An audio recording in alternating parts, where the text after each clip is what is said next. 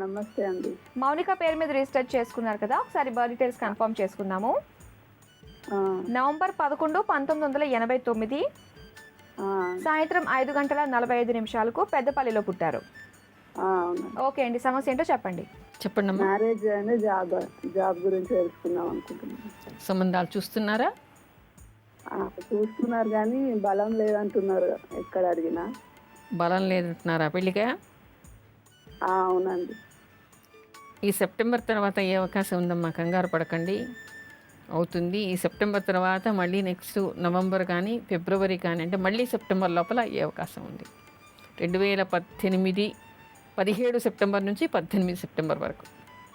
అలాగే ఉద్యోగం గురించి కూడా అడిగారు. ఉద్యోగం గురించి మీరు ప్రయత్నం చేస్తే, అంటే ఉద్యోగం విషయంలో కొంచెం జాప్యం జరిగే అవకాశం కనపడుతోంది. అయినప్పటికీ మీరు శ్రీ రాజమాతంగి నమః అనేటువంటి మంత్రం జపం చేస్తూ స్కిల్స్ అప్డేట్ చేసుకుని మీరు తీవ్ర ప్రయత్నం చేస్తే వస్తుంది. విన్నారు కదండి, పెళ్లి గురించి ఉద్యోగం గురించి తెలుసుకున్నారు, అంతా బాగుందని చెప్పేసి అన్నారంటే ఫ్యూచర్ కూడా బాగున్నట్టే. ఆల్ ది బెస్ట్ అండి.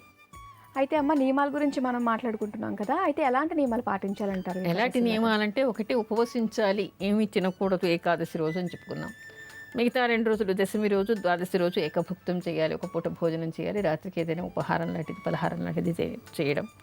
బ్రహ్మచర్యంగా 3 రోజులు ఉండటం, మధ్య మాంసాలు బలహీనతలు ఏవి ముట్టుకోకుండా ఉండటం.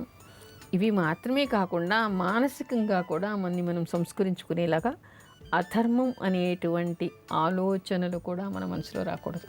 ఇంకొకరికి హాని చేయటం కానీ, ఇంకొకరికి ఏదైనా నష్టం కలిగేటువంటి పని చేయటం కానీ, దుష్ప్రచారం చేయటం కానీ, ఇలాంటివి ఏవీ చేయకుండా సాత్వికమైనటువంటి దానితో ఉండటం.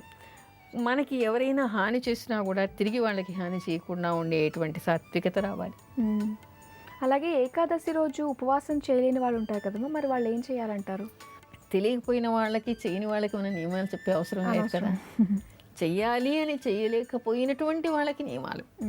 ఇక్కడ ఏంటంటే, మనకి ఏకాదశి గురించి చెప్తూనే సడలింపులు ఉంటాయి. ఎలాంటి సడలింపులు ఉంటాయి? ఒక ఆహార విషయంలో తప్ప మిగతావి ఏవి కాదు.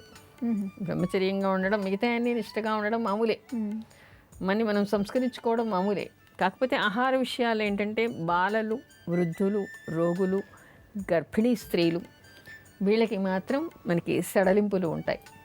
అలాంటి వాళ్ళు నారాయణమూర్తికి నారాయణ అష్టాక్షరి మంత్రాన్ని చెప్పి, ఆ తర్వాత తులసి దళం వేసి నారాయణమూర్తికి నివేదన చేసిన తర్వాత దాన్ని ప్రసాదంగా స్వీకరిస్తూ, ఔషధం ఎలా స్వీకరిస్తారో ఔషధానికి తగినటువంటి అనుపానంగా ఆహారంగా దీన్ని నారాయణమూర్తికి, తమలో ఉండేటువంటి నారాయణమూర్తికి సమర్పిస్తున్నాం అనే భావనతో సాత్వికమైనటువంటి ఆహారాన్ని తీసుకోవచ్చు.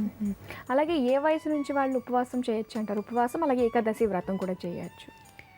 మనకి ధర్మసింధు లాంటి గ్రంథాల్లో కనిపిస్తూ ఉంటుంది. 8 సంవత్సరాల నుంచి 80 సంవత్సరాల వరకు చేయొచ్చుట.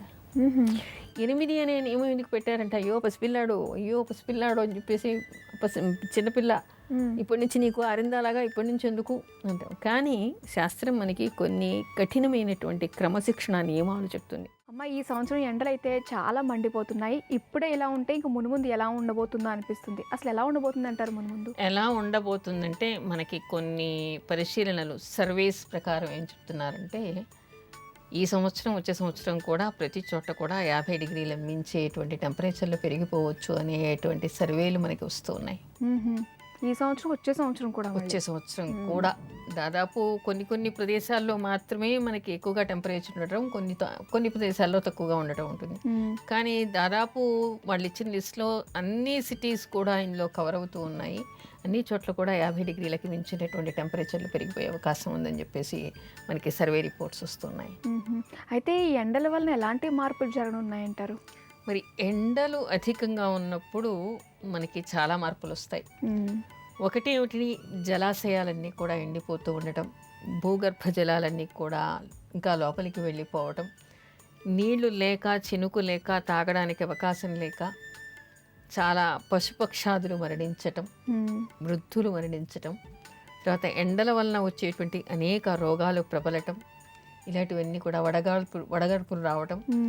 దానివల్ల ఏంటంటే, పూర్తిగా మనకి గుడిసెల్లో ఉండటము, రోడ్ల పక్కన నివసించే వాళ్ళకి చాలా ప్రమాదాలు, అంటే వాళ్ళకి ఇంకా ఎక్కడ తలదాచుకోవడానికి లేదు కదా. అవునవును. అలాంటప్పుడు వాళ్ళందరికీ కూడా వాళ్ళ జీవితాలు కూడా ఒక ప్రమాదంలో పడినట్టే అని చెప్పుకోవాలి. ఎండ దెబ్బకి తట్టుకోలేక మరణాలు కూడా ఎక్కువగా వచ్చేటువంటి అవకాశం ఉంది.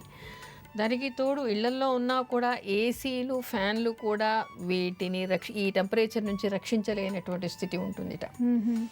ఇంకోటి ఏమిటి, మనకి ఒకదానికి ఒకటి ఇంటర్లింక్డ్గా కనిపిస్తూ ఉంటాయి. ఎండలు ఎక్కువైనప్పుడు, జలాశయాలు అడగంటినప్పుడు మనకి కరెంటు కూడా తగ్గిపోతుంది కదా. అవును. అంటే ప్రత్యామ్నాయాలు ఇప్పుడు ప్రారంభం అయినప్పటికీ కూడా అన్ని చోట్ల దేశం మొత్తం అదే విధంగా ఉన్నప్పుడు ఎక్కడి నుంచి ప్రభుత్వాలు మాత్రం ఏం చేయగలుగుతాయి? చేయలేవు. చేయలేనప్పుడు కరెంటు లేదనుకోండి, మీకు ఏసీలు పెట్టుకుని ఏం లాభం, ఫ్యాన్లు పెట్టుకుని ఏం లాభం? అవును. అది కూడా ఉండదు. దానివల్ల ఏమవుతుంది, ఎండ తాపానికి తట్టుకోలేక వృద్ధులు, పిల్లలు చాలా ఇబ్బంది పడేటువంటి అవకాశం. ఈ ఎండల వలన వచ్చేటువంటి అనేక రోగాలు కూడా, అంటే అతి ఉష్ణం వలన వచ్చేటువంటి రోగాలు కూడా చాలా ఉంటాయి. దానివల్ల జీర్ణ సమస్యలు కానీ, కంటి జబ్బులు కానీ, గుండె జబ్బులు కానీ, శరీరానికి ముఖ్యంగా చర్మానికి ఎక్కువగా వ్యాధులు వచ్చేటువంటి అవకాశం చాలా ఉంటుంది. అందుకని చాలా జాగ్రత్తగా ఉండాల్సినటువంటి అవసరం ఉంది. ఓకే అమ్మ, ప్రతి గౌతమి అనే కాలర్ లైన్లో ఉన్నారు, వారితో మాట్లాడదాం. హలో. హలో, నమస్తే అండి. నమస్తే అండి. గౌతమి పేరు మీద రిజిస్టర్ చేసుకున్నారు కదా? అవునండి. ఒకసారి బర్త్ డీటెయిల్స్ కన్ఫర్మ్ చేసుకుందాము. డిసెంబర్ 9, 1998 మధ్యాహ్నం 1:06 విజయనగరంలో పుట్టారు. అవునండి. మీ సమస్య ఏంటో చెప్పండి మేడంతో. కొంచెం గట్టిగా మాట్లాడండి. అమ్మా నమస్తే. అమ్మా నమస్తే అమ్మా, చెప్పండి. అదే పాప బై బర్త్డే అంటే లిజనింగ్ లేదు, స్పీచ్ లేదమ్మా. అది ఇప్పుడు అంటే తర్వాత ఒక 10 years అయింది, సర్జరీ చేయించాము. ఇప్పుడు ఆ మిషన్, ఆ కాక్లియర్ ఇంప్లాంటేషన్ సర్జరీ చేయించామమ్మా. అది ఇప్పుడు పెట్టుకుంటే వింటుందమ్మా, లేకపోతే లేదు. తన ఫ్యూచర్ ఎలా ఉంది ఏంటి అని అసలు మాట్లాడలేదు కదా.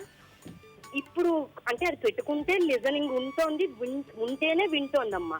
బై బర్త్ అంటే తనకి ఏమైనా ఇప్పుడు జాతకరీత్యా ఏమైనా ప్రాబ్లమ్స్ ఉన్నాయా? మాట్లాడగలుగుతోందా? ఇప్పుడు మాట్లాడగలుగుతుందమ్మా. విన్నదానికి ఆన్సర్ చేయగలుగుతుంది. అంటే ఆ మిషన్ పెట్టుకుంటేనే వినబడుతుందమ్మా, మిషన్ లేకపోతే వినబడటం లేదు. మిషన్ పెట్టుకుంటే వింటుంది, వింటే మాట్లాడుతుంది, లేకపోతే మనకి రెస్పాండ్ లేదమ్మా. అంటే ఏవిటి అనే ఆడియో విజువల్ ట్రైనింగ్ అని హైదరాబాద్ లోనే ఉంది. నేను ట్రైనింగ్ కూడా తీసుకుని తనకు కూడా ట్రైనింగ్ ఇప్పించానమ్మా. మా మదర్ మెయిన్ అన్నారని. తన సర్జరీ కోసం మాకు 20 lakhs ఖర్చు అయిందమ్మా. ఇప్పుడు మామూలుగా అయితే తనకి 18 years. ఫ్యూచర్ ఇప్పుడు మామూలుగా యాక్చువల్ గా అయితే డిగ్రీ చదవాల్సిన అమ్మాయి పూర్తిగా స్పీచ్ వచ్చే వరకు 7.5 years కి సర్జరీ అయిందమ్మా. 10 years కి కంప్లీట్ మాటలు వచ్చిన తర్వాత తనకి స్కూల్లో జాయిన్ చేశాను. ఇప్పుడు ప్రస్తుతం తన 9th class చదువుతుందమ్మా. మామూలు వాళ్ళని చదువుతుందా? వచ్చింది. డెఫ్ అండ్ డమ్ స్కూల్లో చదువుతుందా? డెఫినెట్ స్కూల్లో కాదమ్మా, నార్మల్ గానే చదువుతుంది. ఓకే. అంటే తన ఫ్యూచర్ అది ఎలా ఉంది, మ్యారేజ్ ఏమైనా అవుతుందా? తనకి మెయిన్ నా గోల్ ఏంటంటే తనకి జాబ్ ఏదైనా వస్తుందా లేదా మేడం అని అడుగుతున్నా. జాబ్ వస్తుందమ్మా. ఈమెకి ఏమైనా టాలెంట్స్ ఉన్నాయా? టాలెంట్స్ అంటే తనకి ఎక్కువగా కాస్మెటిక్స్ డిజైన్స్ వాటి మీద నేర్పించొచ్చా అని అందుకు మిమ్మల్ని అవి నేర్పించండి. ఎందుకంటే ఆమె జాతకం చూసి నేను అందుకే అడిగాను. అలాంటి వాటిల్లో ఆమెకు మంచి ప్రావీణ్యం ఉంటుంది, దానిలో బాగా శిక్షణ ఇప్పించండి. దాన్నే తను వృత్తిగా చేసుకోవచ్చు. ఉద్యోగం కంటే కూడా ఈ కళల ద్వారా తను సంపాదించుకునే అవకాశం చాలా బాగా కనపడుతోంది. అందుకని బాగా ఎంకరేజ్ చేయండి. అట్లాంటి వాటిలో అమ్మాయికి శిక్షణ ఇప్పించండి.